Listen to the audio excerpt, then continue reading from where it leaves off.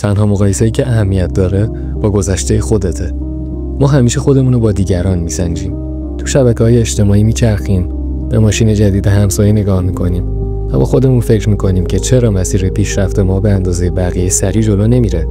شاید فراموش کردی که مسیر زندگی تو منحصر به فرد و مخصوص خودته. کسی که سمت چپت نشسته ممکنه در حال مبارزه با مشکلاتی باشه که تو هیچ خبری ازشون نداری. کسی که سمت راستته احتمالاً داره به تو نگاه میکنه و با خودش فکر میکنه که تو همه چیزو تحت کنترل داری. موفقیت یه تعریف واحد و یکسان برای همه نداره.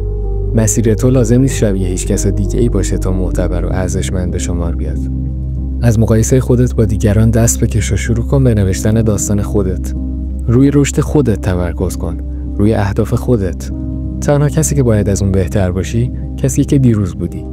یادت باشه، تو در مقابل خودت.